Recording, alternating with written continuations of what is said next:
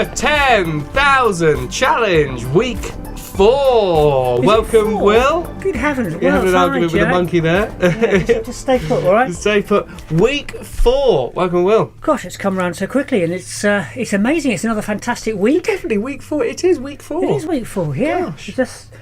It's just been amazing. Yeah. Full on and busy. We are going to talk about quid on the lid, doing quite well in some schools. Yes, fantastic. Thank you for everybody who's getting behind that. The lovely little treat is that not every tin has a quid on the lid, and that's the most important thing. So if you're donating half a dozen tins, just £1 on one lid, but it is making a difference, and it's going to help fund our world. It's been fantastic, and the greatest thing about it is because the new pound coins are so new, they're all shiny. Yes, they're all very spangly. Yeah. So Stuart, who does all our counting, looks at them as, is this plastic? No, it's real. No, it's That's lovely. another one. There were a few quids on pasta.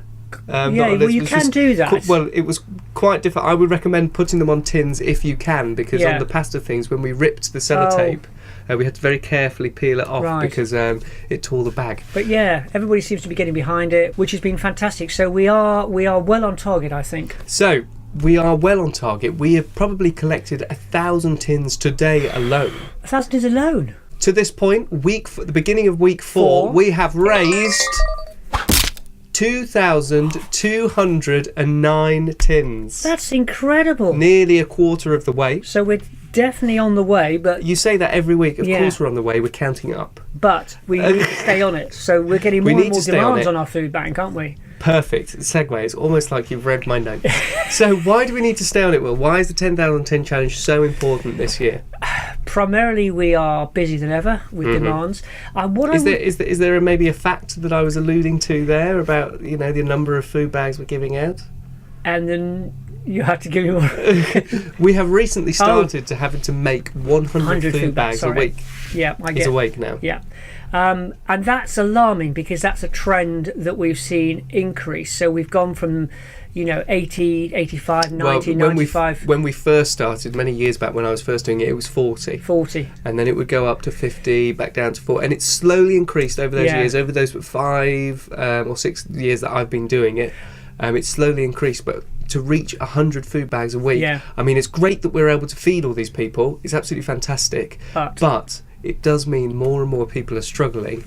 But it does mean that more and more people are being generous, because 5-6 years ago we could have never fed 100 people a week. So thank you to everybody at home donating. Thank you. I think someone looked over there like I was thanking someone over there. It's the people at home. I think there are a number of trends that we're drawing from this, and we'll come on to data a little bit later.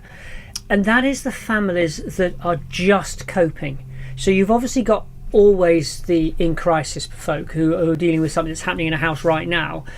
But I think increasingly we're seeing families more and more where they're just not being able to cope with the on costs of electricity and gas and utilities. I think there's a huge misunderstanding at the moment. I mean, people are being more and more educated on this, and its opinion has really shifted from who we speak to, and because we speak to people, that doesn't mean we're speaking to people we like. Mostly we're speaking to people who don't agree with what we do.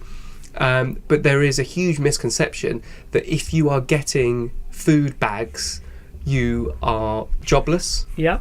And you homeless. You might be homeless, or you're spending all your benefits on something else or anything. But these days, ends meeting is just more and more difficult. Everything's getting more expensive. Like we were talking last week on Hob News about getting bulbs. It's tiny little expenses like that. If you're living from month to month and your washing machine goes down, that means you then have to borrow some money. You might not be able to pay your rent. Then you're paying arrears, but you're also paying for borrowing that money. So there's costs that can rack up, and that's purely from something that's not anybody's fault. So if you see somebody getting a food bag who has a job, that doesn't necessarily mean they're spending it on booze and fags, which is something people often say. It might be something that happened to them a year ago and they're still suffering the consequences. And if you're somebody who struggles with what we do or are confused by what we do, come and see what we do. I would say come and see what we do. If you still think the same way after you, that's fair enough. Yes, we're not going to try and change your opinion. But I think you'll probably get an overview of the struggling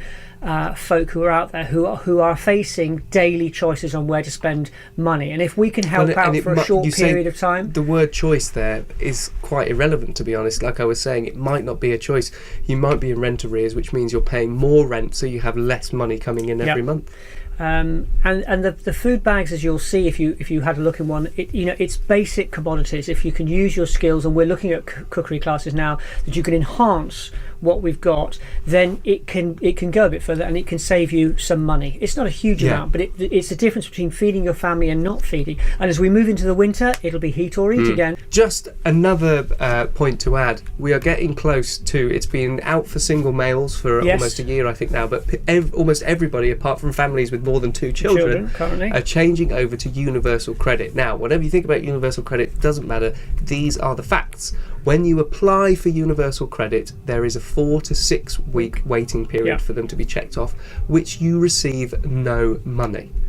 If you need money, because obviously it's very difficult to save when you're on a budget, you will have to apply for a loan, which is taken out of your then you have to pay back that loan to the government, and they take it out depending on how much you earn. It doesn't matter, you pay it back over a year.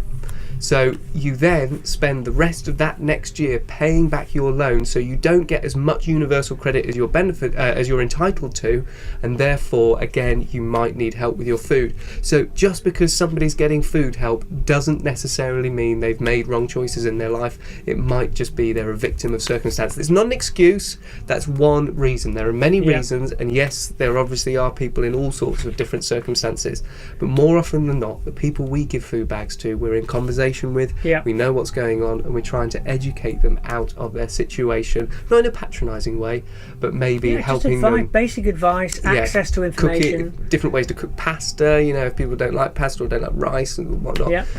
It's something I'm really passionate about. Is people misunderstanding what's going on. Come and see, come and ask, pick up a phone, email. Thank you very much, Will. Yes, thank you, Jack. What are you doing? He has absolutely nothing. He's just drawing pictures in that book. Smiley face. Thank you very much for watching at home and bearing with us. Don't forget to check out Hob News over on YouTube. That's where you find out about all the latest ongoings at House of Bread. We've kind of tried to rebrand all these videos as Hob TV, which I think is quite exciting. Right, we'll stop talking now. Once again, thank you very much for watching. We'll see you next time. Goodbye.